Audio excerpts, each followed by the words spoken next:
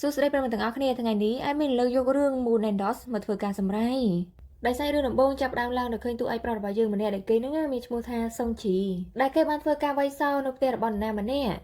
ដែលពេលនោះដែរមិត្តភក្តិរបស់គេដែលមានឈ្មោះថាជាយាននេះក៏សួរថាតើមានរឿងអី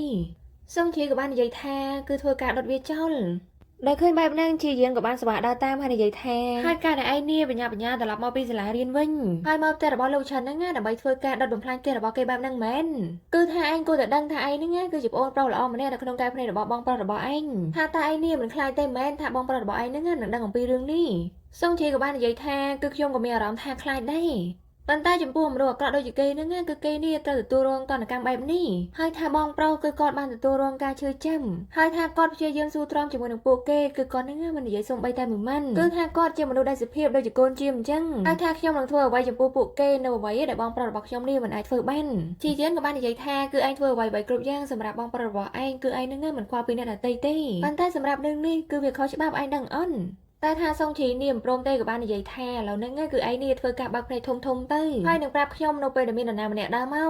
កហើយគេក៏បានយួរសាំងវត្ថុនេះដើរសម្ដៅទៅក្នុងដើម្បីធ្វើការដុតផ្ទះរបស់លោកឆិនដែលពេលនោះដែរឃើញថាគេបានមកដល់កន្លែងដាក់ម៉ូតូរបស់លោកឆិនហើយគេក៏ចាប់ផ្ដើមធ្វើការចាក់សាំងគឺថាគេហ្នឹងគឺចាក់ដុតពីកន្លែងហ្នឹងទៅដោយសារតែគេនេះខឹងខ្លាំងពេកដោយសារតែពួកហ្នឹងធ្វើបាបបងប្រុសរបស់គេដូច្នេះហើយគឺគេហ្នឹងមិនអាចទប់កំហឹងរបស់គេបាននោះទេដែលពេលនោះដែរជាយានក៏បានដើរមកហើយនិយាយថាឯងហ្នឹងមើលទៅគ្មានប្រសើរជាងកាយឈួតអីទេសុងជីក៏បាននិយាយថាដោយសារតែពួកគេបានធ្វើបាបបងប្រុសរបស់ខ្ញុំគឺពួកគេហ្នឹងទៅធ្វើការសងដែលពេលនោះដែរសាយរឿងក៏បានសម័យនៅពេលដែលលោកឆាន់នេះបានធ្វើការវាយធ្វើបាបបងប្រុសរបស់គេដែលបងប្រុសរបស់គេគឺមានឈ្មោះថាសុងលីបន្ទាប់ពីឲ្យកូនចៅវាយអស់ចិត្តហើយលោកឆាន់ហ្នឹងក៏បានមកទាញសោះសុងលីរួចគេក៏បាននិយាយថាគឺខ្ញុំបានធ្វើការពមៀនឯងនេះជាច្រើនលើកច្រើនខ្សែហើយកងធ្វើការលូនដូចឆ្កែសម្រាប់ការចំណាយទៅលើការសាងសង់រកពេលដែលខ្ញុំបានមកផ្ទះហើយថាឯងចង់បានយើងជា Sugar Daddy មែនសុងលីក៏បាននិយាយថាគឺបំណុលគឺត្រូវតែសងគឺវាជារឿងធម្មត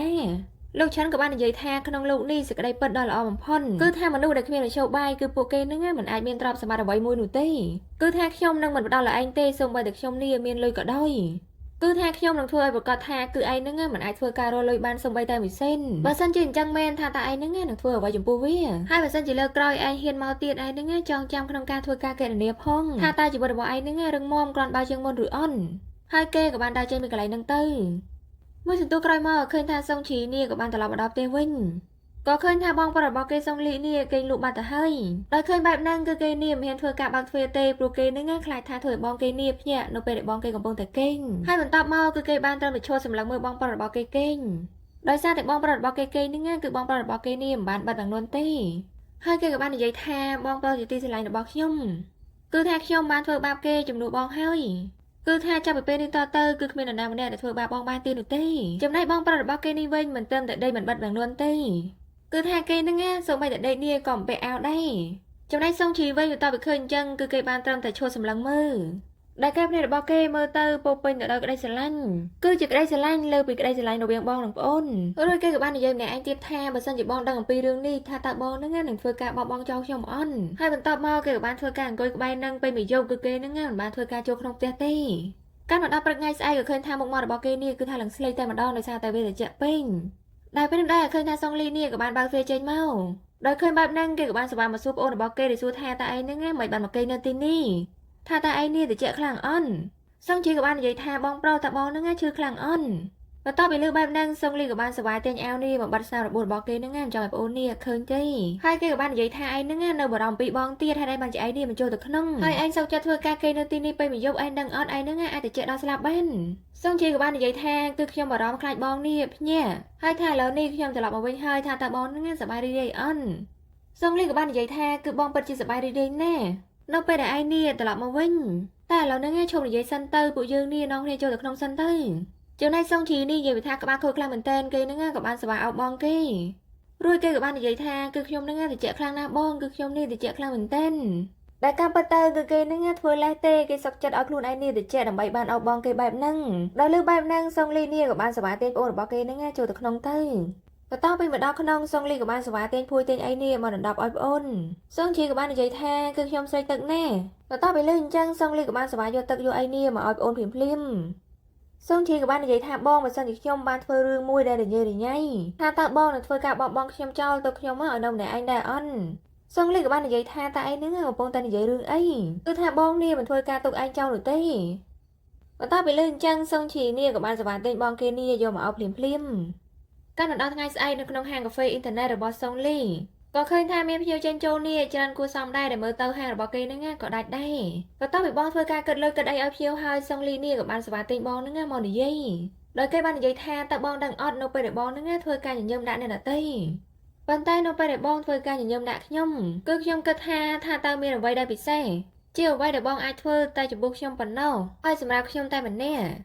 ់សុងលីក៏បាននិយាយថាដូច្នេះហើយថាតើឯងហ្នឹងដឹងមែនសុងជីក៏បាននិយាយថាគឺខ្ញុំមិនដឹងទេគឺខ្ញុំកំពុងតែធ្វើការស្វែងរកវាហើយចុះបើសិនជាមានរឿងនឹងមែនថាតើបងអាចជួយខ្ញុំដើម្បីធ្វើការសម្រេចវាបានអន់បន្ទាប់ពីលើអញ្ចឹងសុងលីនេះក៏បានយកដៃនឹងទាំងឯមុខប្អូនបន្តិចហើយគេនេះក៏បានងាកបន្តធ្វើការតទៀតតែថាសុងជីនេះមិនឈប់ទេក៏បានស្វាអោបបងប្រុសរបស់គេរួចនិយាយថាបងគឺរាល់ពេលដែលខ្ញុំត្រឡប់មកវិញនៅពេលដែលខ្ញុំនៅជាមួយបងគឺមានអារម្មណ៍ថាពេលវេលានោះគឺដើរលឿនណាស់បើសិនជាអាចគឺខ្ញុំចង់នៅជាមួយបងពេញមួយថ្ងៃពេញ24ម៉ោងតែម្ដងបន្ទាប់ពីឃើញអញ្ចឹងសុងលីនេះឡើងអៀនតែម្ដងហើយក៏បាននិយាយថាអញ្ចឹងក៏អញ្ចឹងទៅចំណែកសុងជីវិញគឺថាគេឡើងរំភើបតែម្ដងហើយនិយាយថាបងនិយាយពិតមែនអីសុងលីក៏បាននិយាយថាគឺពិតមែនហើយកំពុងតែនិយាយគ្នាតែពេលនោះដែរឃើញថាមានភ្ញៀវនេះធ្វើការចុចហៅសុងជីក៏បាននិយាយថាមិនអីទេយ៉ាងខ្ញុំនឹងជាអ្នកទៅវិញបន្ទាប់ពីសុងជីចេញទៅបានឃើញថាសុងលីនេះគឺគេឡើងអៀនតែម្ដងដោយសារតែមុននឹងសុងជីនេះនិយាយក្បែរជាគេខ្លាំងពេកហើយថាគេក៏បន្តធ្វើការងារតទៀតបន្តិចក្រោយមកឃើញថាលោកឆាននិងកូនចៅរបស់គេនេះក៏បានមករកសុងលីដល់កន្លែងធ្វើការហើយគេក៏បាននិយាយថាគឺយុគមិញផ្ទះរបស់យើងនេះគឺឆេះអស់ហើយថាតើអ្នកណាគេជាអ្នកធ្វើតើឯងនឹងមែនកូនឆ្កែតែសុងលីមិនដឹងទេក៏បាននិយាយថាតើផ្ទះរបស់បងនេះពិតឆេះពិតមែនអីលោកឆានក៏បាននិយាយថាឯងនឹងមិនបាច់ធ្វើជាមិនដឹងទេយើងមកទីនេះដើម្បីរកប្អូនប្រុសរបស់ឯងគឺយើងបានលើថាប្អូនរបស់ឯងនេះត្រឡប់មកវិញហើយឥឡូវហ្នឹងគេទៅណាសុងលីក៏បាននិយាយថាគឺគាត់នឹងមិនធ្វើរឿងបែបនេះនោះទេហើយមួយវិញទៀតឥឡូវនេះគេក៏បាននៅទីនេះដែរហើយថាបងកុំធ្វើអីគេអីនិយាយរឿងហ្នឹងជាមួយខ្ញុំទៅបន្ទាប់ពីលើអញ្ចឹងលោកឆាន់ក៏បានសប្បាយកសុងលីរួចក៏បាននិយាយថាឯងហ្នឹងចូលធ្វើទង្វើឈួតគួតហ្នឹងទៅឆាប់ឲ្យគេចេញម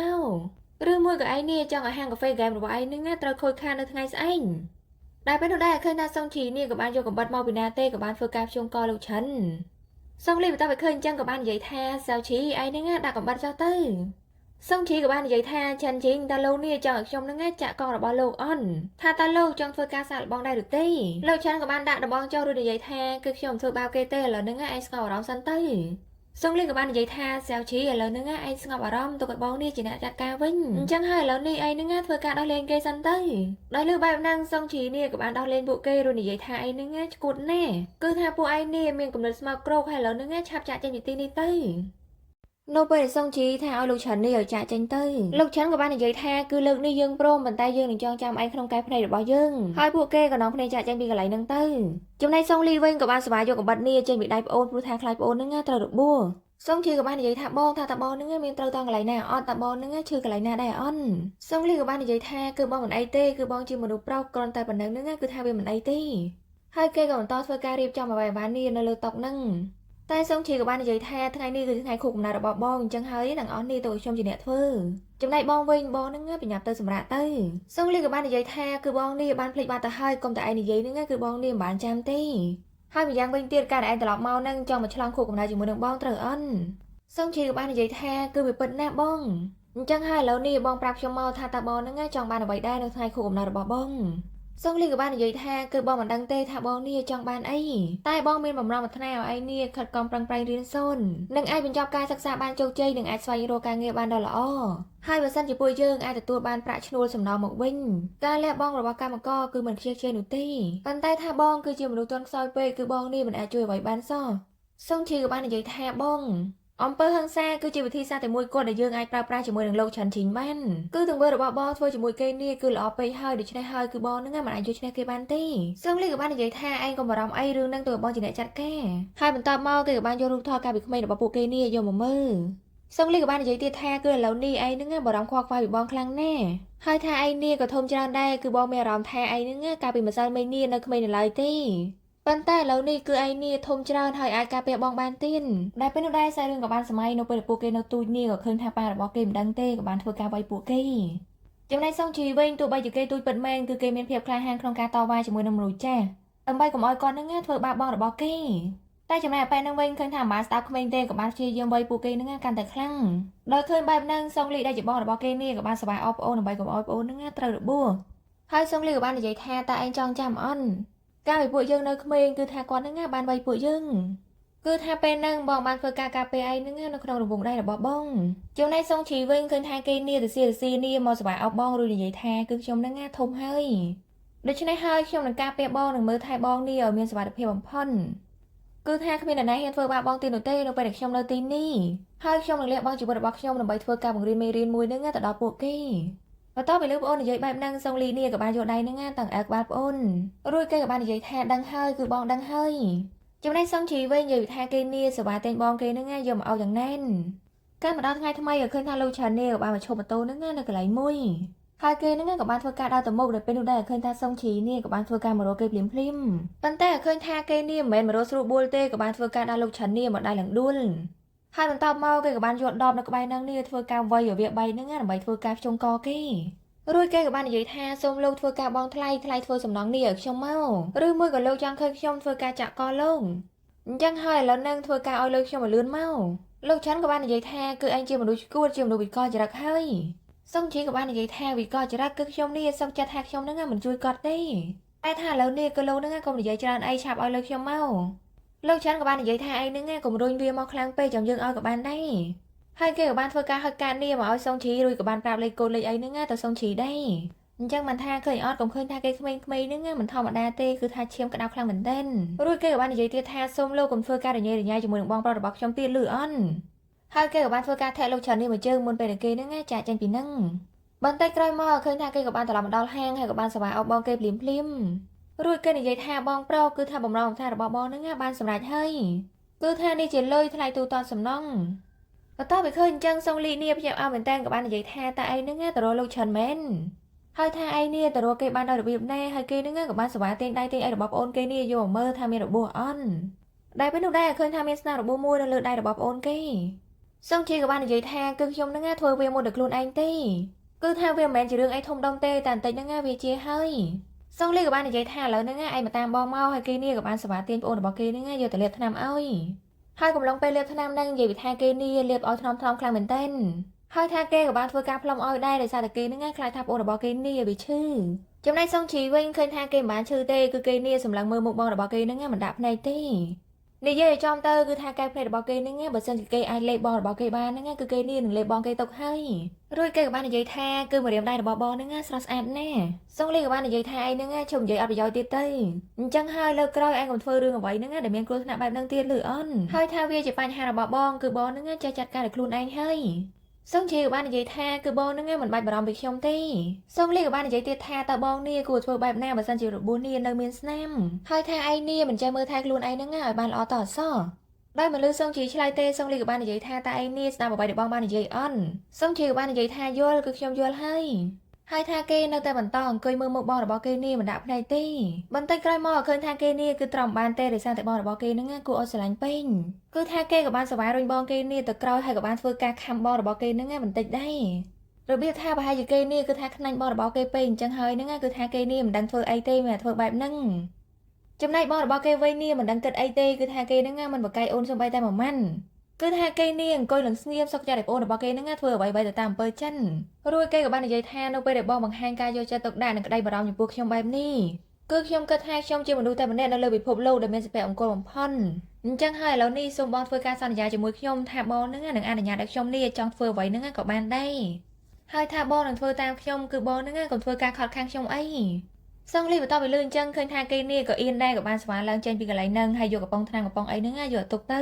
មួយសន្ទុះក្រោយមកឃើញថាគេនេះមកសង្ងំជួបបរិយតែម្នាក់ឯងដោយសារតែគេនៅគិតនឹងបារម្ភអំពីប្អូនរបស់គេហើយគេក៏បានស្មៃនៅរូបភាពរបស់សុងឈីហ្នឹងធ្វើការកាន់កំបិតដើម្បីធ្វើការភ្ជុំលោកឆិននៅពេលដែលគេនៅគិតទៅដល់រូបភាពហ្នឹងគឺថាគេនេះកាន់តែបារម្ភនឹងផលខ្វាយពីប្អូនរបស់គេដែលពេលនោះដែរសុងឈីនេះក៏បានធ្វើការលើកនំខេកនំអីហ្នឹងយកមកឲ្យបងហើយគេក៏បាននិយាយថារីករាយថ្ងៃកំណើតបងប្រុសដល់ឃើញទឹកមុខរបស់បងគេនេះមិនសូវសប្បាយចិត្តទេឃើញថាគេនឹងក៏មិនសូវសប្បាយចិត្តដូចគ្នាតែថាគេនៅតែព្យាយាមធ្វើអារម្មណ៍ដើម្បីយកនំនេះយកទៅឲ្យបងរបស់គេហើយគេក៏បាននិយាយទៀតថានំនេះគឺខ្ញុំទិញសម្រាប់បងអញ្ចឹងហើយបងអាចធ្វើការសាកល្បងញ៉ាំបន្តិចទៅតែថាសុងលីនេះមិននិយាយទេសូម្បីតែមុខរបស់គេនឹងក៏មើលដែរ ដោយឃើញបែបហ្នឹងសុងជីក៏បាននិយាយថាបងហ្នឹងណាគ្រាន់តែកលេចមើលវាតែម្ដងនេះក៏បានដែរគឺថាខ្ញុំខំចំណាយពេលច្រើនម៉ោងដែរដើម្បីធ្វើការរើសនំនេះសម្រាប់បងដោយឃើញថាបងរបស់គេនៅតែមិននិយាយជាមួយគេក៏បានសប្បាយយកនំហ្នឹងណាយកទៅទុំហើយគេក៏បានធ្វើការលើកជង្គង់បែបបងគេឬនិយាយថាគឺខ្ញុំដឹងហើយថាខ្ញុំខុសគឺថាខ្ញុំមិនខ្វល់ខ្វាយមិនគិតពីអារម្មណ៍របស់បងដែលពេលនោះដែរគេក៏បាននឹកគិតទៅដល់វិធីមួយដោយសារតែគេដឹងថាបងរបស់គេហ្នឹងណាបារម្ភពីគេណាគឺគេនេះធ្វើដូចជាគេហ្នឹងណាប្រុងធ្វើឲ្យដៃគេនេះប៉ះជាមួយនឹងកន្ទុយបារីហ្នឹងដល់ឃើញបែបហ្នឹងសុងលីក៏ព្រមនិយាយឬនិយាយថាគឺឯងហ្នឹងរលាកហើយចាំបងនេះទៅយកអីយកមកលាមចំណែកសុងជីវិញនៅពេលដែលឃើញថាបងរបស់គេបារម្ភអញ្ចឹងគឺថាគេឡើងសប្បាយចិត្តហើយគេក៏បានខត់បងគេឬនិយាយថាខ្ញុំខុសហើយវាជាកំហុសរបស់ខ្ញុំដូច្នេះហើយបងហ្នឹងកុំចាក់ចេញពីខ្ញុំលឺអិនចំណែកបងរបស់គេនេះមិនបាននិយាយតបទេគឺគេហ្នឹងរវល់តែជួបបារ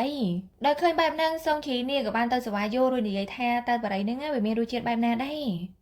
រហើយថាវាអាចធ្វើឲ្យបងនេះមានអារម្មណ៍ស្ងប់ត្រូវអិនហើយបន្តមកគេក៏បានយកបារីហ្នឹងមកជក់ដែរបន្ទាប់ពីគេធ្វើការយកជក់ហើយគេក៏បានធ្វើការផ្លុំផ្សែងបារីនេះទៅដាក់មករបស់បងគេនិយាយរួមទៅគឺថាសុងជីហ្នឹងគឺគេក្បាលខូចមែនទែនដោយឃើញបែបហ្នឹងសុងលីក៏បានសប្បាយយកបារីនេះពីដៃរបស់ប្អូនរួចនិយាយថាគឺវាមិនល្អទេសម្រាប់ក្មេងរួចគេក៏បាននិយាយថាគឺឯងកុំធ្វើរឿងឈួតឈួតបែបហ្នឹងទៀតលឺអត់គឺវាគ្រោះថ្នាក់ណាស់អញ្ចឹងហើយឥឡូវនេះឯងធ្វើការសន្យាជាមួយបងលឺអត់គឺថាបងយកឯងមកនៅជាមួយនេះប្រៀបដូចជាឯងហ្នឹងជាបងប្អូនរបស់បងពិតប្រាកដអញ្ចឹងហើយបើសិនជាមានរឿងអ្វីកើតឡើងចំពោះឯងថាតើឲ្យបងនេះរស់នៅបានដោយរបៀបណាដោយគ្មានឯងហើយបងតែងតែសង្ឃឹមថាឯងកាន់តែធំឡើងហើយក្លាយជាមនុស្សដែលអស្ចារ្យជាជាងការតស៊ូដើម្បីជាប្រយោជន៍របស់ខ្លួនបែបហ្នឹងថាតើឯងយល់អ្វីដែលបងនិយាយអន់ហើយមួយវិញទៀតគឺឯងត្រូវខិតខំប្រឹងប្រែងរៀនសូត្រគឺថាទីនេះមិនមែនជាកន្លែងដែលជាកម្មសិទ្ធិរបស់ឯងទេហើយថាមានពិភពលោកដ៏ធំដែលយើងនេះត្រូវការស្វែងរកអញ្ចឹងហើយឯងមិនសងធ្វើបែបហ្នឹងដើម្បីធ្វើការបំផ្លាញខ្លួនឯងទេលឺអន់ដោយឃើញថាបងរបស់ខ្លួននេះយំពេកសុងជីក៏បាននិយាយថាគឺខ្ញុំដឹងគ្រប់ពេលគឺថាបងជាមនុស្សតែម្នាក់ដែលបារម្ភនឹងខ្វល់ខ្វាយពីខ្ញុំនឹងជាងខ្លួនខ្ញុំទៅទៀតដូច្នេះហើយឥឡូវនេះខ្ញុំសូមធ្វើការស្មន់ចាប់ពីពេលនេះតទៅគឺខ្ញុំនឹងធ្វើការស្ដាប់បង្គាប់បងហើយបន្ទាប់មកគេក៏បានសប្បាយជួបទឹកភ្នែកឲ្យបងរបស់គេរួចពួកគេទាំងពីរនាក់ក៏បានសប្បាយអោបគ្នាហើយបន្តយំតទៀតទៅចំណែកសុងលីវិញឃើញថាគេកាន់តែយំខ្លាំងឡើងរួចនិយាយថាគឺឯងនឹងត្រូវតែសន្យាគឺថាឯងកុំធ្វើរឿងដែលមានគ្រោះថ្នាក់បែបហ្នឹងតទៀតលឺអន់សុងជីក៏បាននិយាយថាគឺខ្ញុំដឹងហើយគឺខ្ញុំមិនធ្វើបែបហ្នឹងទៀតនោះទេអញ្ចឹងហើយឥឡូវនេះតពួកយើងនឹងធ្វើការញ៉ាំខេកជាមួយគ្នាហើយបន្ទាប់មកគេក៏បានធ្វើការលើកនំខេកនេះយកមកឲ្យបងរបស់គេនឹងធ្វើការផ្លុំតែមុននឹងឲ្យបងគេផ្លុំនេះគេក៏បាននិយាយថាបងនឹងធ្វើការប៉ងប្រាថ្នាសិនទៅព្រោះថាបំណងប្រាថ្នានៅថ្ងៃខួបកំណើតគឺវានឹងតែបានសម្រេចសុងលីក៏បាននិយាយថាបំណងប្រាថ្នារបស់ខ្ញុំគឺកុំឲ្យគេទទួលរងការឈឺចាប់តទៀតហើយសូមឲ្យគេធំឡើងនៅរីករាយនឹងសុខភាពល្អចំណែកសុងជីវិញបន្ទាប់ពីលឺអញ្ចឹងនិយាយថាគេនេះរំភើបខ្លាំងណាស់ហើយនៅពេលដែលគេឃើញបងរបស់គេនេះផ្លុំទៀនហើយគេក៏បានសប្បាយយកនំនេះយកមកប៉ាត់មុខរបស់បងគេរួចគេក៏បាននិយាយថារីករាយថ្ងៃកំណើតបងប្រុសបន្តិចក្រោយមកបន្ទាប់ពីគេមុជទឹកមុជអីហើយក៏ឃើញថាសុងជីនេះក៏បានមករកបងគេនឹងដល់បន្ទុំរួចគេក៏បាននិយាយថាតើបងនឹងកំពុងតែធ្វើអីតើបងនេះរៀនពីអីគេដែរសុងលីក៏បាននិយាយថាគឺបងកំពុងតែធ្វើការចុះឈ្មោះជាមនុស្សពេញវ័យគឺថាបងចង់ធ្វើដំណើរការវានេះជាមួយនឹងឯងប៉ុន្តែថាឥឡូវនេះគឺយប់ហើយឯងនឹងប្រញាប់ទៅគេងទៅលឺអន់តែថាសុងជីនេះមិនព្រមទេក៏បានសប្បាយមកអោបបងគេរួចគេក៏បាននិយាយថាគឺយប់នេះខ្ញុំចង់គេងជាមួយនឹងបងសុងលីក៏បាននិយាយថាគឺឥឡូវហ្នឹងឯងជាមនុស្សធំហើយថាតើឯងនេះមកគេងជាមួយនឹងបងហ្នឹងបានដោយរបៀបណាសុងជីក៏បាននិយាយថាគឺបេះដូងរបស់ខ្ញុំនេះនិយាយថាបានដោយសារតែការពីតូចគឺបងហ្នឹងគេងអោបខ្ញុំរយំហើយថាខ្ញុំចង់ធ្វើការគេងជាមួយបងនេះពេញមួយជីវិតរបស់ខ្ញុំហើយគេក៏បានសប្បាយទាញបងគេហ្នឹងទៅលើក្រែភ្លាមៗទៅបន្តិចក្រោយមកឃើញថាគេនេះពិតជាធ្វើការគេងអោបបងគេពិតមែនប៉ុន្តែឃើញថាគេនឹងមិនមែនគេអបសុកទេគឺគេនេះចង់ធ្វើការញាស់បងគេតទៀតដោយសារតែគេនេះគឺខ្លាញ់បងរបស់គេពេកគេក៏បានធ្វើការខាំខ្នងរបស់បងគេនឹងបន្តិចទៅចំណែកបងរបស់គេនឹងក៏ចិត្តងាយដែរគឺគេនេះមិនរើទេគឺសុកចិត្តឲ្យប្អូននឹងចង់ធ្វើអីក៏ធ្វើទៅចំណែកប្អូនរបស់គេនេះនិយាយថាបានចិត្តមែនតែនអស់ពីខំមិនអស់ចិត្តគេក៏បានធ្វើការថើបតទៀតបន្ទាប់ពីគេធ្វើបែបហ្នឹងហើយឃើញថាបងគេនៅតែស្ងៀមអញ្ចឹងនិយាយថាគេនេះសប្បាយចិត្តខ្លាំងមែនតែន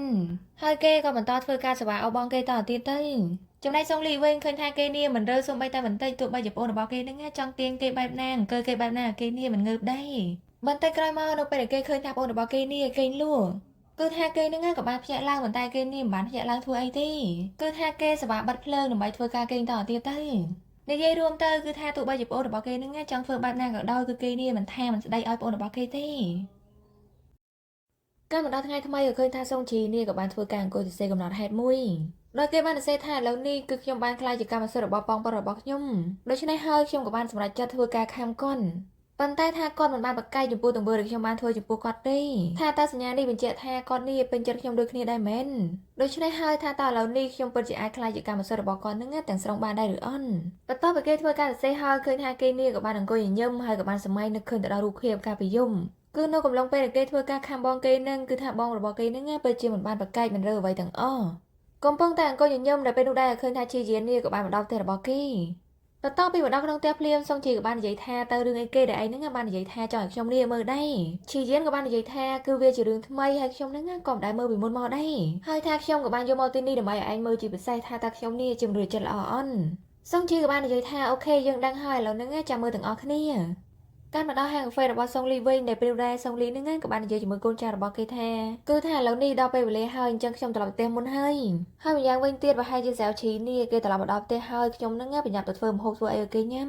បន្ទាប់ពីឃើញបែបហ្នឹងកូនចៅរបស់គេក៏បាននិយាយថាឡាប៉ាន់គឺនៅពេលដែលលោកប្រញាប់អញ្ចឹងគឺមាននរណាម្នាក់គិតថាលោកហ្នឹងប្រញាប់ទៅផ្ទះដើម្បីធ្វើម្ហូបសម្រាប់ប្រពន្ធរបស់លោកបន្ទាប់ពីលេងអញ្ចឹងសុងលីក៏បាននិយាយថាតើឯងបានកំណត់ហ្នឹងមកពីណាអញ្ចឹងហើយឥឡូវនេះមើលថែកន្លែងបានល្អទៅខ្ញុំទៅមុនហើយបន្តិចក្រោយមកឃើញថាគេក៏បានជួបផ្សារសិនដើម្បីធ្វើការទិញរបស់របរដើម្បីយកទៅឲ្យប្អូនរបស់គេញ៉ាំ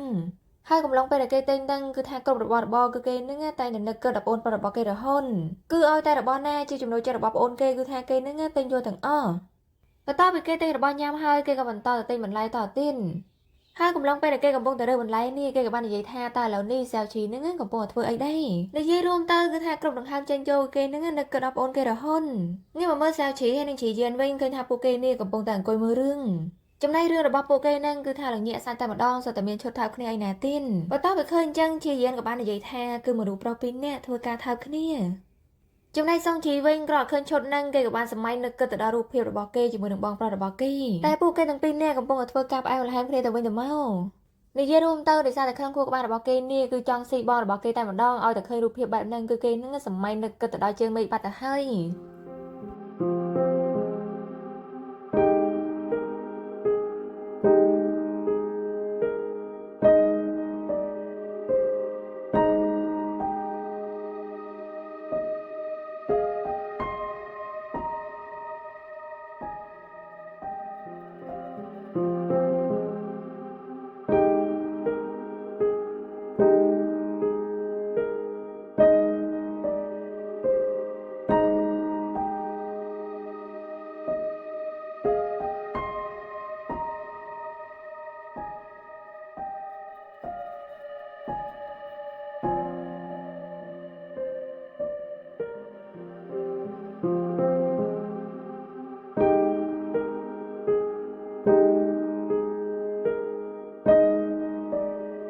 ប៉ុន្តែបាននិយាយទៅក៏ឃើញថាក៏ពិបាកក្នុងការបន្តសុងជីដែរព្រោះថាសាច់របស់បងគេគឺថាឡើងសឡើងស្មូតហ្នឹងដូចមនុស្សស្រីអញ្ចឹងបើអញ្ចឹងថាតើអ្នកណាតែអាចត្រាំបាន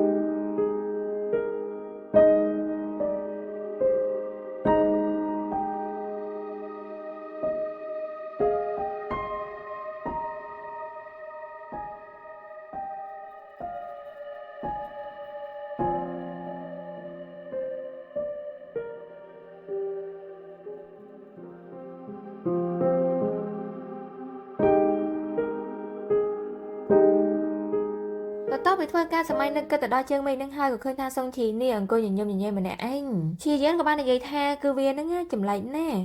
គឺថានេះជាលើកដំបូងហើយដែលខ្ញុំបានមើលភាពយន្តបែបនេះចំណែកសុងជីវិញក៏ឃើញថាគេក៏បានស្វែងយកខ្នើយនេះយកមកដាក់នៅខាងមុខរបស់គេរួចគេក៏បាននិយាយថាគឺដូចខ្ញុំដែរព្រោះខ្ញុំជាលើកដំបូងដែលមើលរឿងហ្នឹងដែរអញ្ចឹងហើយឥឡូវនេះគឺខ្ញុំមានរឿងមួយចង់ប្រាប់ឯងមែនតែវាជារឿងសំខាន់គឺថាខ្ញុំហើយនឹងបងប្រុសរបស់ខ្ញុំគឺមិនមែនជាបងប្អូនបង្កើតទេបន្ទាប់ពីលើបែបហ្នឹងជាយានក៏បានសួរបញ្ជាក់ថាពិតមែនអីដោយសារតែយើងនេះឃើញថាគាត់ធ្វើល្អជាមួយនឹងឯងណាសុងជីក៏បាននិយាយថាកាលពីខ្ញុំនៅតូចគឺបងប្រុសរបស់ខ្ញុំបានរកខ្ញុំឃើញហើយសាយរឿងក៏បានធ្វើការសម័យនៅពេលដែលសុងជីនេះកំពុងតែអង្គុយម្នាក់ឯងនៅក្រោមដើមឈើដែលពេលនោះដែរឃើញថាសុងលីនេះក៏បានធ្វើការដើរកាត់នឹងដែរ ដោយឃើញថាសុងជីមើលទៅត្រជាក់ពេកគេនាងក៏បានសម្រេចចិត្តធ្វើការដកអាវក្រៅរបស់គេហ្នឹងណាដើម្បីពេលឲ្យសុងជីរួចគេក៏បាននិយាយថាឯងហ្នឹងកុំខ្លាចអីពេលអាវនេះទៅដើម្បីកុំឲ្យឯងនេះត្រជាក់ពេកហើយថាគេរៀបដើរចេញពីកន្លែងហ្នឹងហើយប៉ុន្តែសុងជីនាងក៏បានសម្រេចចាប់ដៃគេជុំ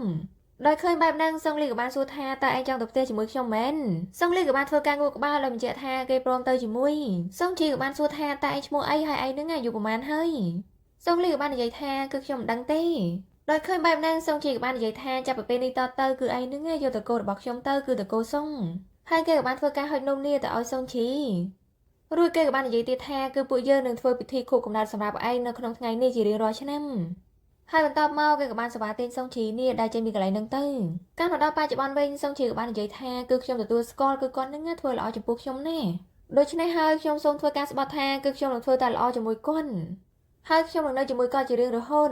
ហើយនឹងមើលថែគាត់ឲ្យបានល្អបំផុតដែលពេលនោះដែរឃើញថាសុងលីនីក៏បានមកដល់មុខផ្ទះហើយគេក៏បាននិយាយថាគឺថ្ងៃនេះខ្ញុំមកលឿនជាងរាល់ដងអញ្ចឹងហើយប្រហែលជាសាវជីនេះគេសប្បាយចិត្តណាស់ហើយ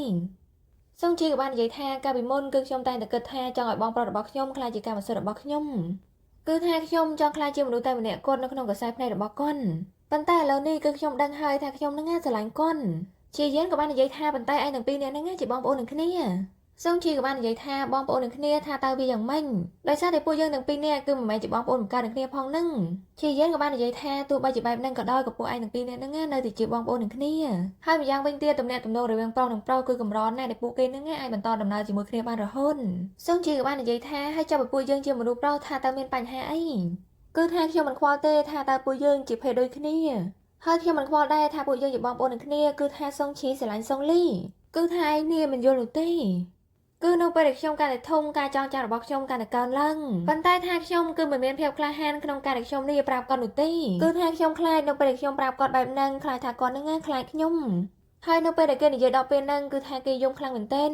រហូតដល់ទឹកភ្នែករបស់គេនេះហូរស្រក់មកលើរូបថនដល់ឃើញបែបហ្នឹងជាយើងក៏បាននិយាយថាអូខេគឺយើងយល់ពីឯងហើយថាឯងនេះកុំធ្វើរឿងឈួតឈួតដោយការពីម្សិលមិញទៅបងប្រុសរបស់ឯងហ្នឹងជារបស់ឯងហើ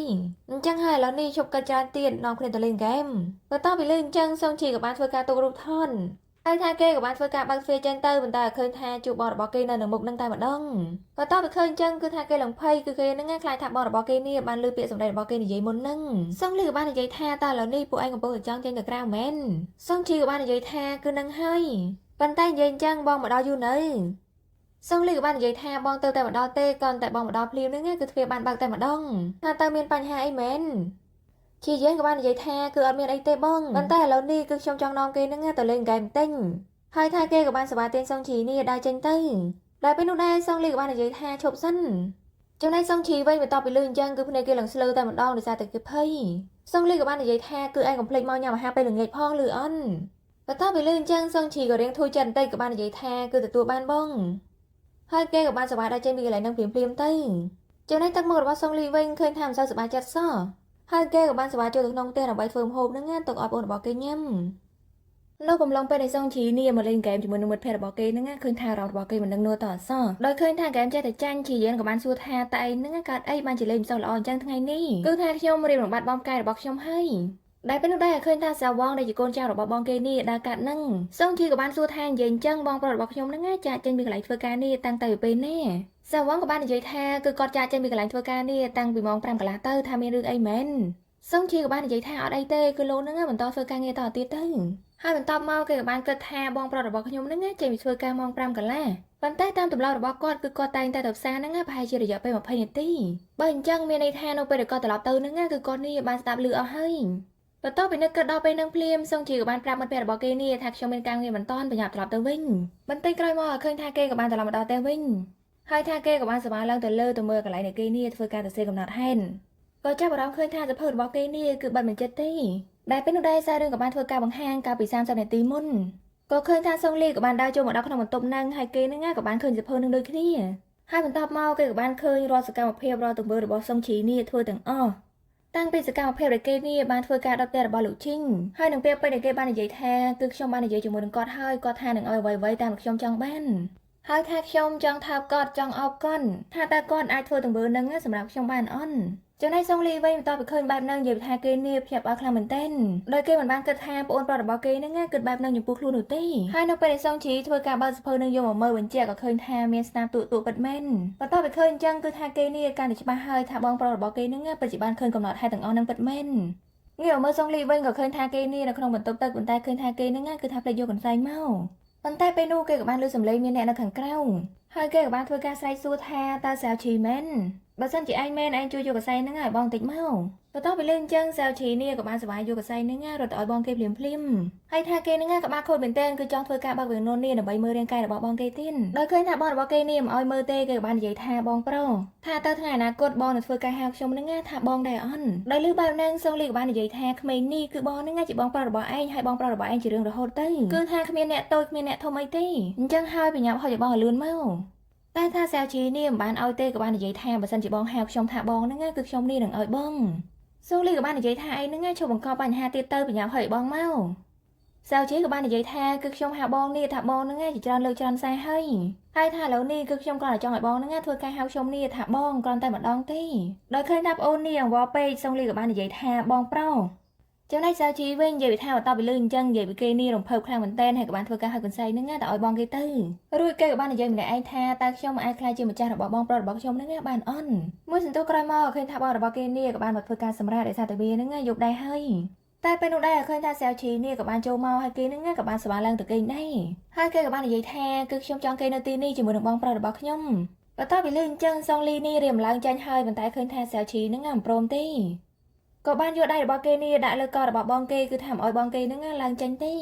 មិនត្រឹមតែដាក់លើកប៉ុណ្ណឹងទេគឺថាគេហ្នឹងទាញបងគេនេះកាន់តែមកចិនសុងលីបន្ទាប់ពីឃើញអញ្ចឹងគឺថាគេក៏ព្យាយាមរើដែរប៉ុន្តែឃើញថាគេហ្នឹងរើមិនឈ្នះប្អូនទេចំណែកសាវជីវិញនៅឃើញថាបងរបស់គេរើអញ្ចឹងណាក៏បានសប្បាយទាញបងគេនេះយកមកអោបលឹងណែនដោយឃើញថាគេនេះរើមិនឈ្នះប្អូនរបស់គេទេសុងលីក៏បាននិយាយថារាត្រីសួស្ដ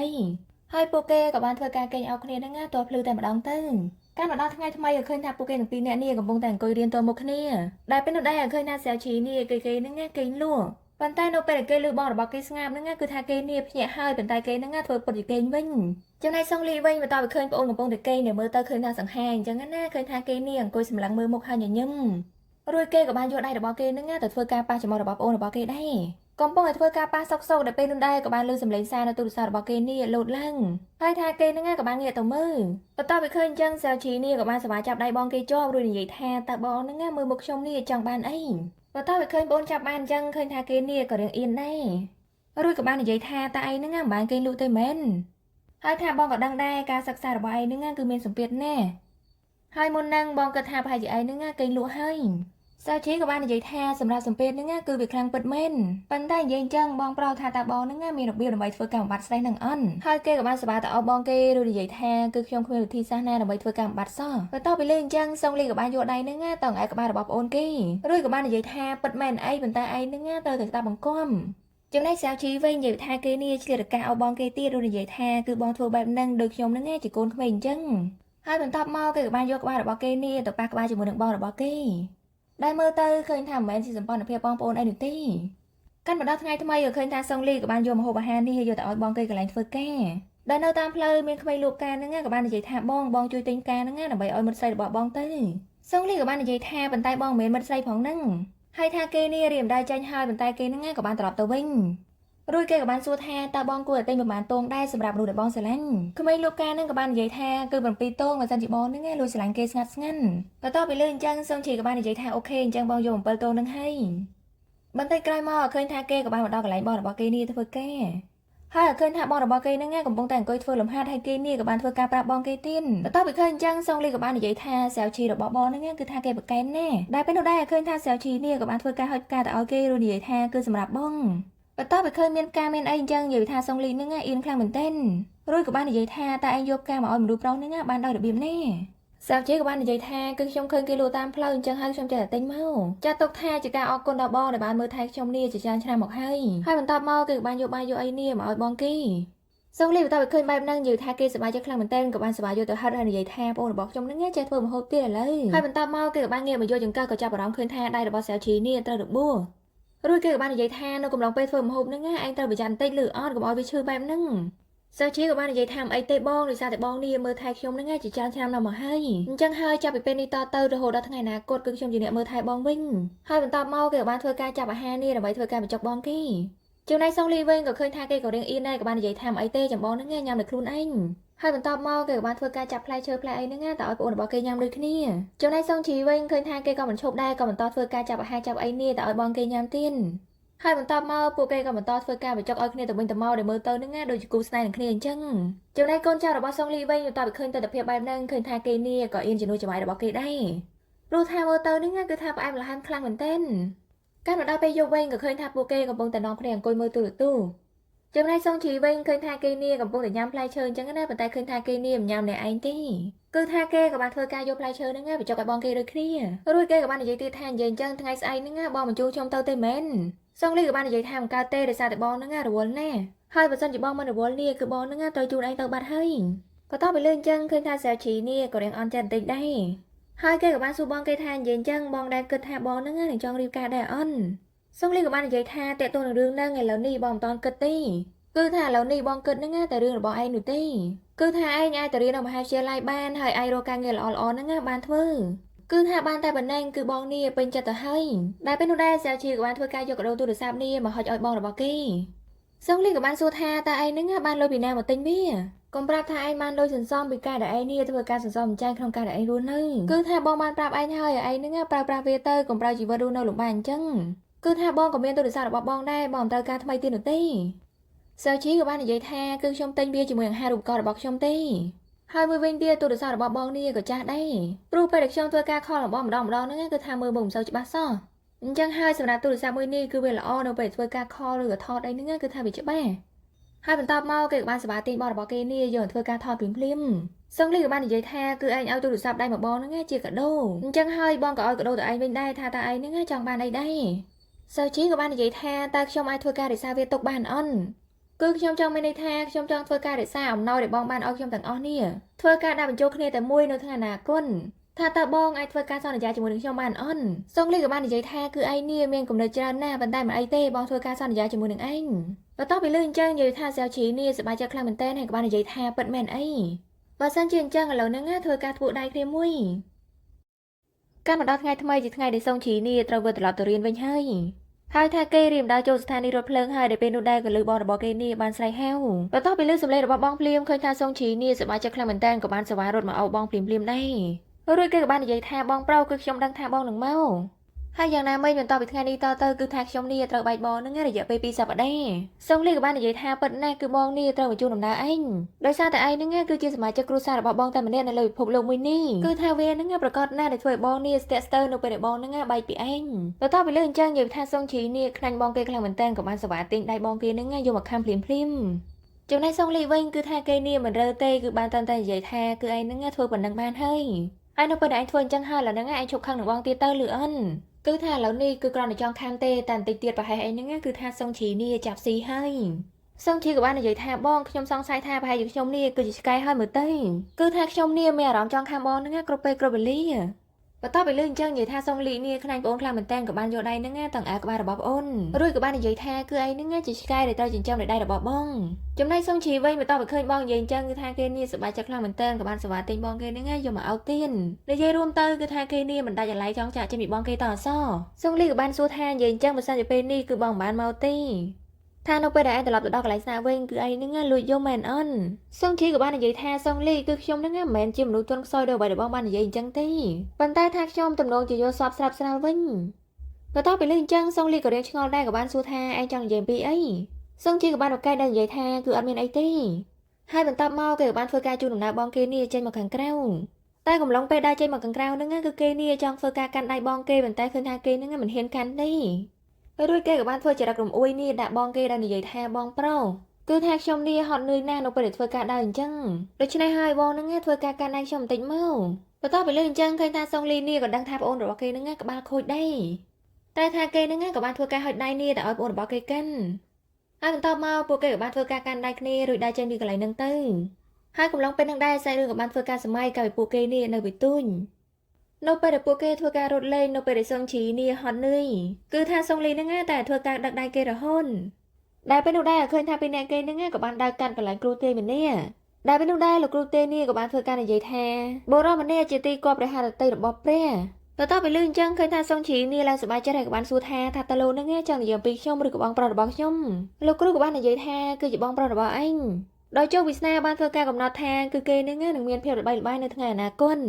ជាមួយនឹងជីវិតនៃទ្រព្យសម្បត្តិនិងកិត្តិយសគឺថាវាមានតម្លៃណាស់សម្រាប់លោកក្នុងការរស់នៅបែបនេះបន្ទាប់ពីលើអញ្ចឹងនិយាយថាបងប្អូនពីរនាក់គេហ្នឹងសប្បាយចិត្តខ្លាំងមែនទែនសុងជីក៏បាននិយាយថាបងប្រុសគឺគាត់បាននិយាយថាគឺបងហ្នឹងបានទទួលជោគវាសនាដែលល្អបំផុតសុងជីក៏បាននិយាយថាគឺបងនេះអាចមានប្អូនប្រុសដ៏ល្អដូចជាឯងអញ្ចឹងហើយកុំខ្វល់ថាតើបងហ្នឹងអាចទទួលបានប្រេងវាសនាល្អឬក៏អត់នោះទេរួចគេក៏បាននិយាយទៅលោកគ្រូទេថាតើលោកគ្រូហ្នឹងអាចទេឲ្យប្អូនរបស់ខ្ញុំបន្តិចបានអត់បន្ទាប់ពីលើបែបហ្នឹងលោកគ្រូនេះក៏បានធ្វើការសម្លឹងមើលសុងជីមែនទែនរួចក៏បាននិយាយថាគឺជាពូជអាក្រក់ដែលបានកើតមកគឺថាទីបំផុតគឺការសងសឹកនឹងមកដល់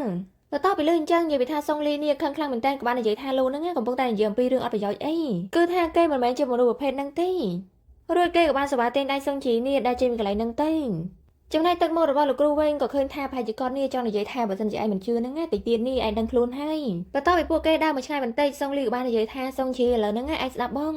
គឺថាបងនេះមើលថែឯងហ្នឹងតាំងតែពីតូចរហូតដល់ឯងនេះធំលូតលាស់បានប៉ុណ្ណេះគឺថាបងហ្នឹងដឹងអំពីចរិតរបស់ឯងថាឯងហ្នឹងជាមនុស្សបែបណា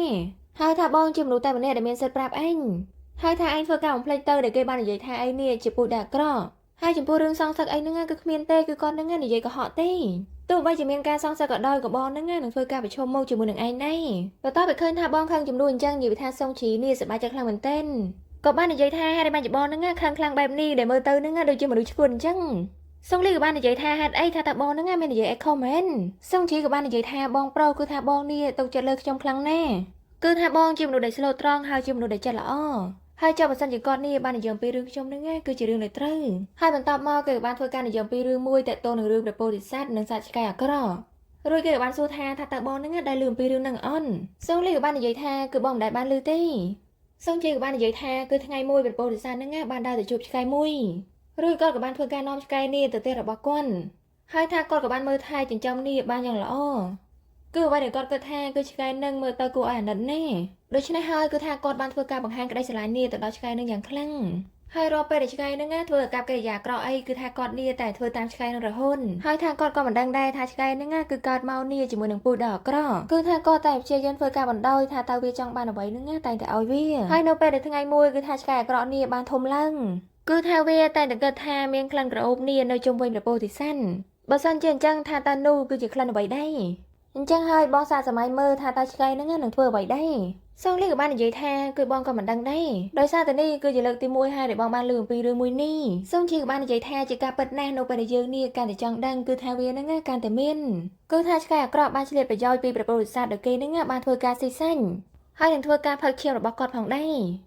ដែលកំឡុងពេលនិយាយហ្នឹងគឺថាមានម្នាក់ដែលគេនេះបានធ្វើការសម័យដែលមើលទៅឃើញថាវាហ្នឹងក៏ស៊ីជាមួយនឹងរឿងហ្នឹងដែរដែលប្រៀបដូចជាសុងជីនេះគឺគេហ្នឹងជាឆ្កែអញ្ចឹងដែលគេហ្នឹងប្រំធ្វើការស៊ីបងគេនឹងឯងសុងជីក៏បាននិយាយទៀតថាតើសាច់របស់ព្រះពោធិសត្វហ្នឹងពិតជាឆ្ងាញ់ខ្លាំងណាស់មែនទៅធ្វើឲ្យឆ្កែដ៏អាក្រក់មួយនេះគឺគេមិនអាចទ្រាំបានថាគេហ្នឹងចង់ស៊ីសាច់នឹងធ្វើការផឹកឈាមរហូតដល់ថ្ងៃមួយគឺថាឆ្កែអាក្រក់នេះក៏បានធ្វើការទាញព្រះពោធិសត្វហ្នឹងចេញពីបល្ល័ង្កផ្កាឈូកដែលនោះហើយគឺជាចុងបញ្ចប់នៃរឿង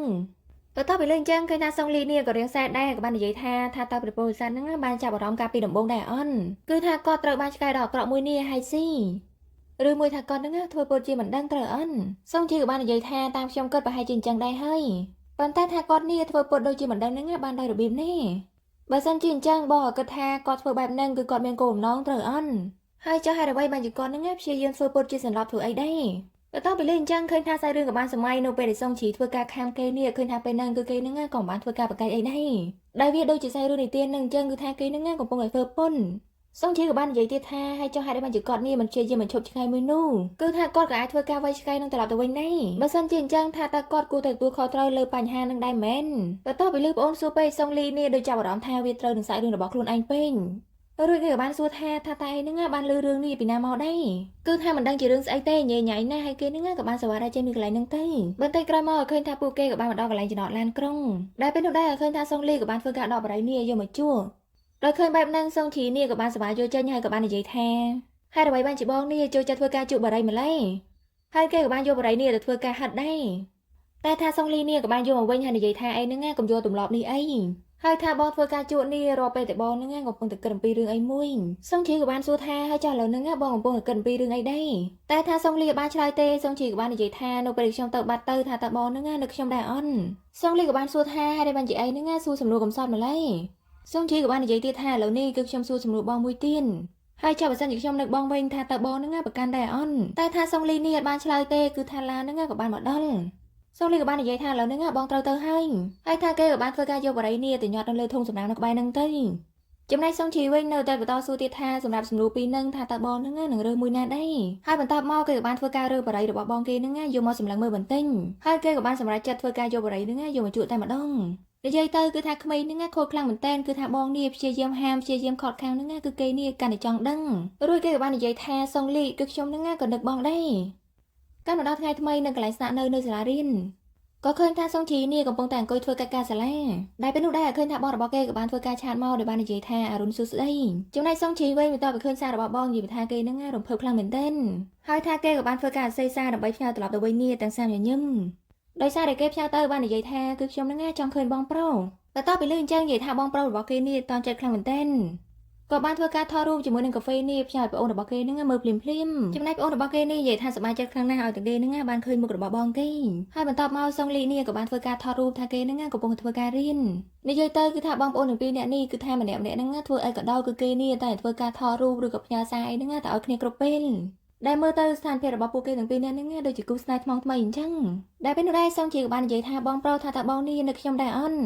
់សុងលីក៏បាននិយាយថាគឺបងនឹកហើយឯងនឹងប្រញាប់ត្រឡប់មកវិញផងសុងជីក៏បាននិយាយថាគឺខ្ញុំក៏នឹកបងដូចគ្នាកាលមកដល់ថ្ងៃថ្មីឲ្យឃើញថាសុងលីគឺគេនឹងបានមកធ្វើការហាត់ប្រាណនៅសួនមួយហើយបន្ទាប់មកគេក៏បាននឹកគិតថាគេនឹងធ្វើការថតរូបនេះដើម្បីផ្សាយឲ្យប្អូនរបស់គេនិយាយទៅគឺថាគ្រប់សកម្មភាពរបស់គេគឺគេនឹងតែផ្សាយឲ្យប្អូនរបស់គេនេះមើលរហូតចំណែកសុងជីដែលគេកំពុងតែអង្គុយមើលសិភៅតុក្កតាបន្ទាប់ពីគេលើសំឡេងសារភ្លាមហ្នឹងគឺគេនេះសប្បាយយកមើលភ្លាមដែរហើយនៅពេលដែលគេបានឃើញរូបរបស់បងគេភ្លាមគឺថាគេនេះសប្បាយចិត្តខ្លាំងមែនទែនដែលពេលនោះដែរមើលរូបបន្ទាប់របស់គេនេះក៏បាននិយាយថាឯងហ្នឹងធ្វើការញញឹមនេះដូចការរីកអញ្ចឹងថាតើឯងនេះកំពុងតែធ្វើការតាក់ទងជាមួយនឹងនរណាម្នាក់មែនតែថាសុងជីនេះបានត្រឹមតែញញឹមគឺថាគេហ្នឹងមិនបានប្រាប់ទេហើយមើលរបស់គេហ្នឹងក៏បន្តសួរទៀតថាឯងប្រាប់ខ្ញុំមកថាតើអ្នកណាគេហើយថាគេនេះក៏ព្យាយាមលួចមើលដែរប៉ុន្តែសុងជីក៏បាននិយាយថាឯងហ្នឹងជប់និយាយផ្ដេសផ្ដាស់ទៀតទៅមិត្តភក្តិរបស់គេក៏បាននិយាយថាឯងហ្នឹងព្យាយាមលាក់ខ្ញុំធ្វើអីគឺថាមិនមានអ្វីនៅក្រៅមេនេះដែលខ្ញុំមិនបានឃើញនោះទេគឺថាខ្ញុំជាមនុស្សម្នាក់ដែលធ្វើការដោយឆ្លងកាត់បន្លាចជាច្រើនហើយថាក៏មិនដែលមានរបួសដែរអញ្ចឹងហើយឥឡូវនេះឯងឲ្យខ្ញុំហ្នឹងធ្វើការថ្លឹងថ្លែងឲ្យទៅសុងជីក៏បាននិយាយថាឯងហ្នឹងថយចេញទៅកាន់មកដល់សុងលីវិញក៏ឃើញថាគេត្រឡប់មកវិញនេះរៀមបើកទ្វារចូលផ្ទះហើយតែក៏មានបងស្រីម្នាក់បានដើរមកដែលសុងលីហ្នឹងហៅថាគេនេះជាបងស្រីហុងបងស្រីហុងក៏បាននិយាយថាគឺខ្ញុំត្រូវបានគេស្នើសុំឲ្យធ្វើការរៀបចំការប្រកួតសម្រាប់កូនស្រីរបស់គេហើយថាកំណត់មួយដែលបានលេចនៅក្នុងខួរក្បាលរបស់ខ្ញុំនេះគឺថាឯងហ្នឹងនៅលីវតែថាសុងលីនេះក៏បានបកកាយដល់និយាយថាបងស្រីហុងគឺខ្ញុំនេះមិនតន់គិតអំពីរឿងនោះទេបងស្រីហុងក៏បាននិយាយថាប៉ុន្តែនាងហ្នឹងជាមនុស្សល្អណាស់អញ្ចឹងហើយឥឡូវហ្នឹងកំតន់ធ្វើការបដិសេធអីក៏ធ្វើការជួបនិងនិយាយគ្នាសិនទៅហើយថាគាត់ក៏បានធ្វើការហុចរូបថតមួយសន្លឹកនេះទៅឲ្យសុងលីដោយឃើញថានៅក្នុងរូបថតហ្នឹងក៏មានវីឆាតអីសម្រាប់តាក់ទងគ្នាដែរកំឡុងពេលហ្នឹងដែរឃើញថាជីយានដែលជាមិត្តភក្តិរបស់សុងជីនេះក៏បានស្ដាប់ឮហើយថាគេក៏បានធ្វើការទេទៅប្រាប់សុងជីហ្នឹងភ្លាមតែម្ដងដោយគេបាននិយាយថាឥឡូវហ្នឹងឯងស្ងប់អារម្មណ៍សិនទៅគឺថាខ្ញុំនេះមានរឿងសំខាន់ចង់ប្រាប់ឯងតែថាសុងជីនេះដូចមិនសូវជឿទេគេស្មានថាជីយានហ្នឹងនិយាយអំពីរឿងហ្គេមអីជាមួយគេតែបន្ទាប់ពីគេឮថាបងរបស់គេនេះប្រងធ្វើការណាត់ជួបជាមួយនឹងនារីផ្សេងគឺថាគេហ្នឹងលង្កាំងតែម្ដងរួចគេក៏បានសួរថាតើប្រសេះហ្នឹងវាបែបម៉េចហើយថាពួកគាត់ហ្នឹងបានជួបគ្នាដោយរបៀបណាដែរជីយានក៏បាននិយាយថានៅទេគឺថាគាត់ហ្នឹងទៅតែបានទទួលរូបថតមុនហ្នឹងទេបន្ទាប់ពីលឿនអញ្ចឹងគឺថាគេនេះសវ៉ាបាត់ទូរស័ព្ទភ្លាមដោយសារតែគេហ្នឹងខឹងពេករួចគេក៏បានយកជើងនេះទៅធាក់តង់តិចថាវាឈឺអន់ហើយបន្ទាប់មកគេក៏បាននឹកឃើញថាគឺគេនេះទេតបងរបស់គេចំណែកសុងលីវិញឃើញថាគេនេះនៅក្នុងបន្ទប់ទឹកគឺគេហ្នឹងទៅតែមួយទឹកហើយទេហើយបន្ទាប់ពីប្អូនរបស់គេទេមកហ្នឹងគឺថាគេនេះក៏បានធ្វើការលើកភ្លាមដែរសុងជីក៏បាននិយាយថាតាមខ្ញុំគិតគឺថាបងហ្នឹងទៅតែមួយទឹកហើយអញ្ចឹងហើយឥឡូវនេះខ្ញុំហ្នឹងមើលមុខបងបន្តិចម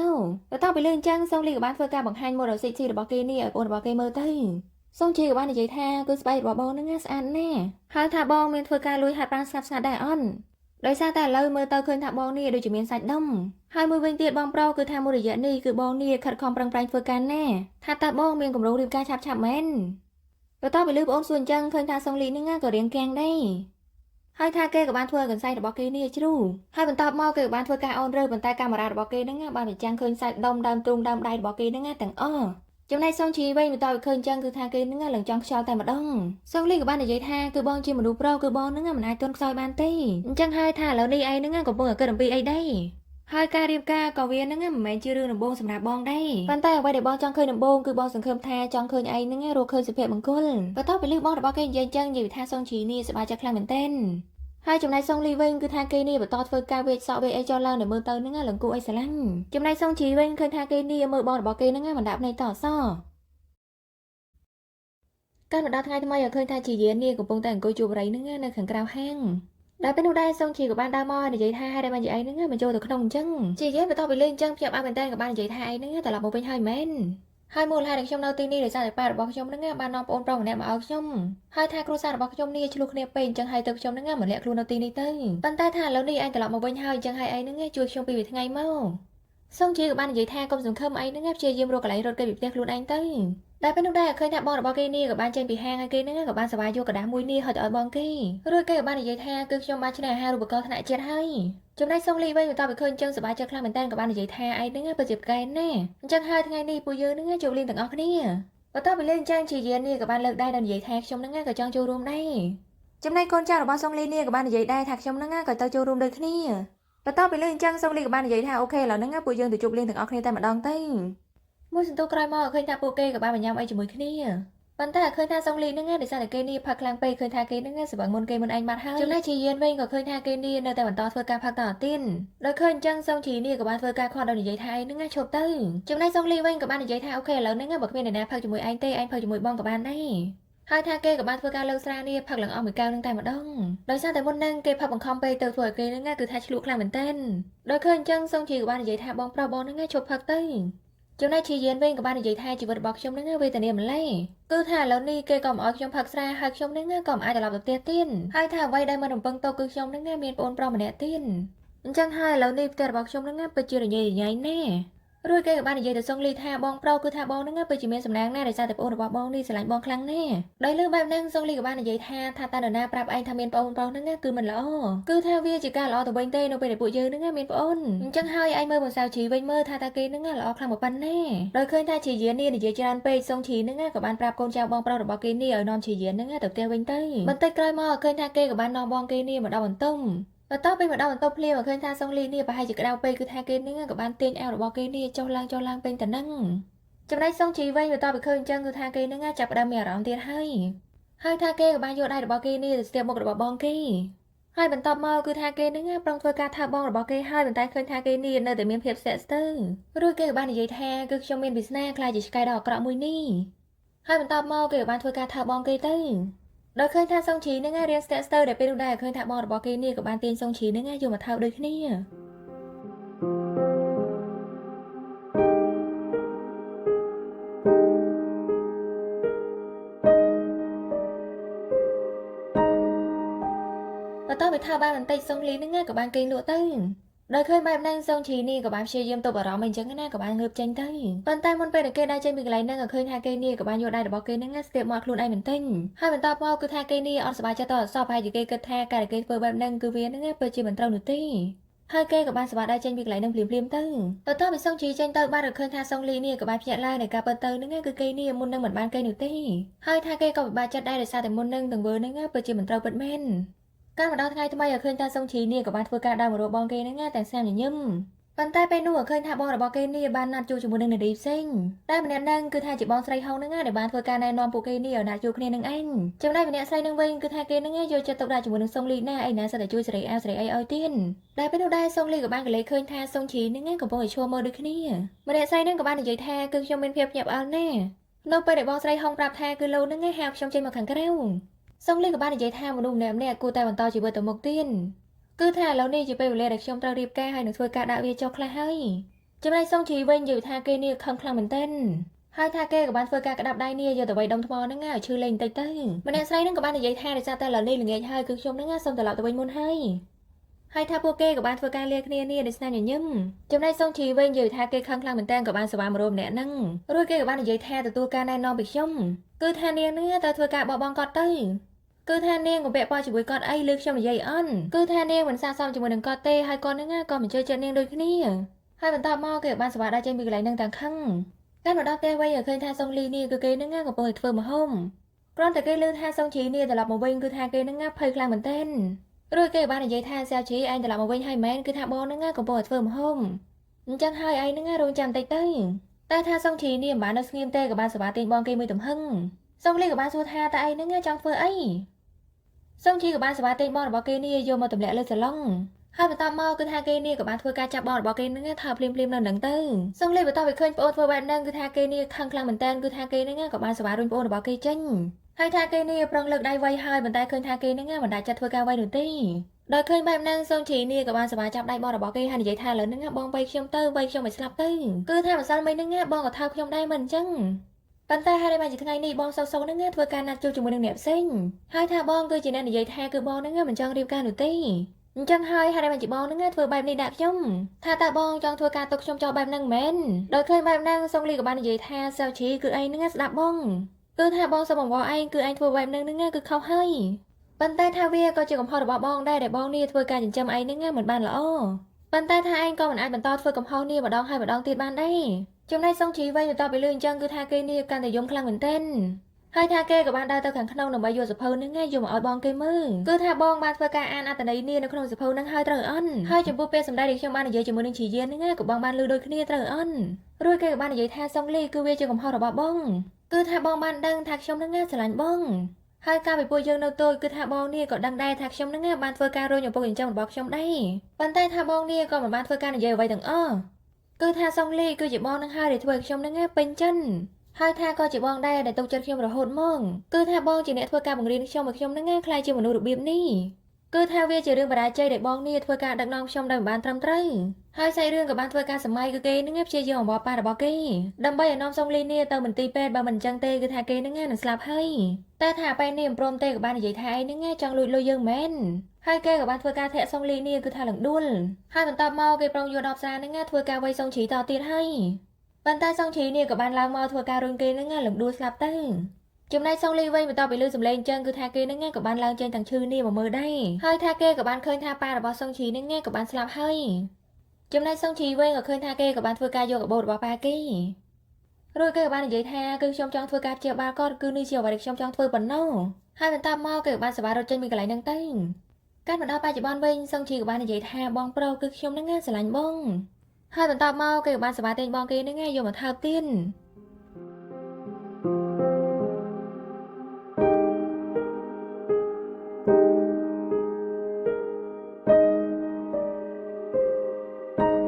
បន្ទាប់ពីឃើញអញ្ចឹងគឺថាសុងលីនេះក៏បានធ្វើការផ្ទះគេមួយកំភ្លៀងទៅបន្ទាប់ពីធ្វើការផ្ទះប្អូនហើយទៅគេនេះដឹងខ្លួនថាគឺគេនឹងសោកស្ដាយចំណែកសុងជីវិញបន្ទាប់ពីត្រូវបានបងរបស់គេផ្ទះនឹងគឺថាគេនេះបែរជាសើទៅវិញប្រហែលជាគេនឹងបែបចង់ឈួតហើយមើលទៅរួចគេក៏បាននិយាយទៀតថាការពីយប់មិញគឺថាបងថើបខ្ញុំបើសិនជាអញ្ចឹងថាតើបងនឹងក៏ស្រឡាញ់ខ្ញុំដូចគ្នាដែរត្រូវអន់ហើយថាគេនេះប្រុងព្យាយាមធ្វើការថើបបងគេទៀតហើយប៉ុន្តែសុងលីនេះក៏បានព្យាយាមរុញចេញហើយនិយាយថាបានហើយគ្រប់គ្រាន់ហើយគឺថាឯងនឹងជប់និយាយប្តេជ្ញាទៅគឺថាការប្រយុទ្ធមិញគឺបងសបឹងខ្លាំងពេកទេហើយបន្តមកគឺថាបងនេះក៏បានសន្លប់ទ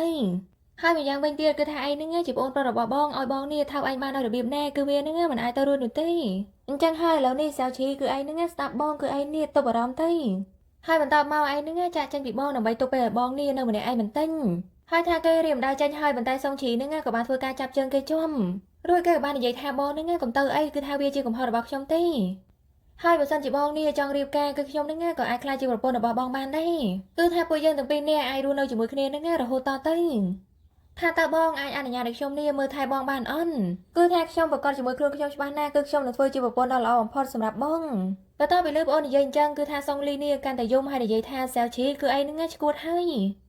យសុងជីក៏បាននិយាយថាបងប្រុសគឺខ្ញុំនឹងពិតជាឈួតពិតមែនហើយថាមនុស្សប្រុសពីរនាក់ពួកគេនឹងក៏អាចនៅជាមួយគ្នាបានដែរហើយបន្តមកគេក៏បានដកអាវក្រៅរបស់គេចេញហើយនិយាយថាគឺពួកយើងនឹងអាចធ្វើវាបានបងប្រុសរួចថាគេក៏បានធ្វើការចាប់ដួលបងគេនេះដើម្បីធ្វើការចាប់បង្ខំបងគេទៀតហើយប៉ុន្តែសុងលីនេះក៏បានព្យាយាមរុញចេញហើយនិយាយថាឯងនឹងឆាប់ចេញទៅតែថាសុងជីនេះអត់ឈប់ទេក៏បាននិយាយថាបងប្រុសគឺខ្ញុំខុសហើយអញ្ចឹងហើយឥឡូវនេះគឺបងនឹងវាយខ្ញុំទៅដរាបណាបងអាចធ្វើការអភ័យទោសខ្ញុំបានគឺថាបងនឹងចង់វាយខ្ញុំបែបណាសាច់ចិត្តបងចុះបន្ទាប់ពីឃើញបងបែបហ្នឹងគឺថាសុងលីនេះកាន់តែយំខ្លាំងទៅរួចគេក៏បាននិយាយថាតើបងនឹងបានបង្រៀនឯងនេះឲ្យក្លាយជាមនុស្សបែបហ្នឹងបានដោយរបៀបនេះចំណែកសុងជីវិញក៏ឃើញថាគេនេះក៏យំខ្លាំងដូចគ្នា រួចគេក៏បាននិយាយថាគឺខ្ញុំមិនដឹងទេបងគឺខ្ញុំមិនដឹងទេថាខ្ញុំនឹងគួរធ្វើបែបណាតទៀតគឺថាខ្ញុំពិតជាភ័យខ្លាចណាស់នៅពេលដែលបងនេះដឹងពីអារម្មណ៍របស់ខ្ញុំមានចំពោះបងហើយថាខ្ញុំក៏ភ័យខ្លាចដូចគ្នាបើសិនជាបងនឹងមិនដឹងថាអារម្មណ៍របស់ខ្ញុំមានចំពោះបងបែបណាហើយថាឥឡូវនេះគឺពួកយើងនឹងគ្រាន់តែជាបងប្អូនជាមួយគ្នាអស់មួយជីវិតអញ្ចឹងហើយឥឡូវនេះបងប្រាប់ខ្ញុំមកថាឲ្យខ្ញុំនឹងគួរធ្វើបែបណាតទៀតសង្លីក៏បាននិយាយថាអីនឹងត្រឡប់ទៅសាលារៀនដើម្បីធ្វើការស្នាក់នៅទីនោះមួយរយៈសិនទៅបន្ទាប់ពីលើអញ្ចឹងនិយាយថាសុងជីនីភ័យខ្លាំងមែនទែនក៏បាននិយាយថាបងប្រុសគឺបងនឹងកុំទុកខ្ញុំចោលតែឯងអញ្ចឹងដល់ឃើញថាគេព្យាយាមនិយាយស្រួលបួលជាមួយប្អូនរបស់គេហើយប៉ុន្តែប្អូនរបស់គេនេះមិនស្ដាប់ទេគឺថាគេក៏បានសប្បាយទេប្អូនរបស់គេនេះដើម្បីធ្វើការរុញចេញពីផ្ទះនឹងតែម្ដងចំណែកសុងជីវិញនិយាយថាគេនឹងព្យាយាមស្អីហៅបងរបស់គេហើយនិយាយថាបងឲ្យខ្ញុំនឹងចូលទៅវិញទៅគឺថាខ្ញុំពិតជាខុសហើយខ្ញុំនឹងក៏ដឹងដែរថាខ្ញុំបានធ្វើខុសតែថាសុងលីនេះឲ្យបានបើកទ្វារទេគឺគេបានត្រឹមតែអង្គុយយំនៅក្បែរមាត់ទ្វារហ្នឹងចំណែកសុងលីវិញបន្តព្យាយាមយកមកបងហើយបងនេះមិនព្រមបើកទ្វារឲ្យទេគឺថាគេបានត្រឹមតែអង្គុយយំផ្អែកកញ្ចក់នេះដើម្បីរងចាំបងរបស់គេបើកទ្វារឲ្យចំណែកសុងលីវិញឲ្យឃើញថាគេក៏បានត្រឹមតែអង្គុយយំផ្អែកខ្នងដាក់គ្នាបែបហ្នឹងដូចគ្នាដែរហើយសាយរឿងក៏បញ្ចប់ត្រង់កន្លែងហ្នឹងទៅ